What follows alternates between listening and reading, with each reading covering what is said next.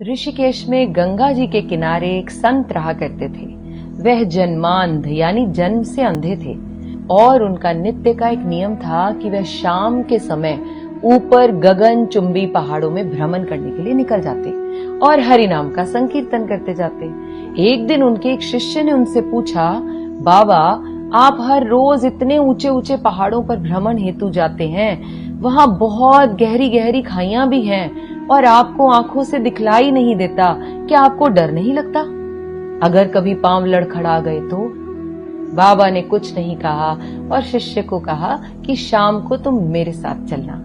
पहाड़ों के मध्य थे और बाबा ने शिष्य से कहा, जैसे ही कोई गहरी खाई आए तो बताना। दोनों चलते रहे और जैसे ही गहरी खाई आई, शिष्य ने बताया कि बाबा गहरी खाई आ चुकी है। बाबा ने कहा, मुझे इसमें धक्का दे दो।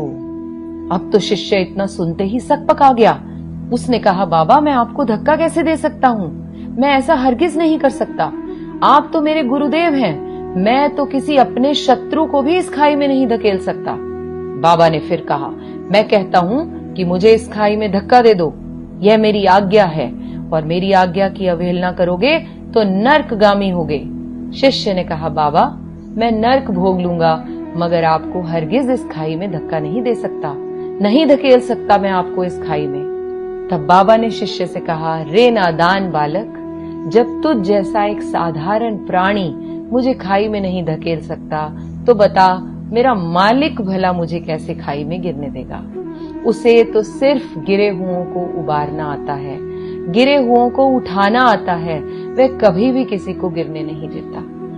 जब जब आपके मन में ये बात उठे कि परमात्मा ने क्या मेरे लिए कुछ सोच भी रखा है कि नहीं, क्या वो मुझे जीवन भर ये कष्ट ही देते रहेंगे, ये मुश्किलें ही देते रहेंगे, क्या परमात्मा मेरी तरफ देख भी रहा है या नहीं, तब उस पल अपने आप से कहें, वह पल पल हमारे साथ है, बस हमें विश्वास रखना होगा उस पर। मेरी हैसियत से ज्यादा मेरी थाली में तूने परोसा है, तो लाख मुश्किलें भी दे दे मालिक, मुझे तुझ पर भरोसा है। अब इंसान है, कभी कभी तो यह विश्वास भी डोल जाता है। जैसे ही डोलने लगे याद करें यह मेरी स्टोरी और हाथ जोड़कर उस परमात्मा को शुक्रिया करें, हर पल हर क्षण।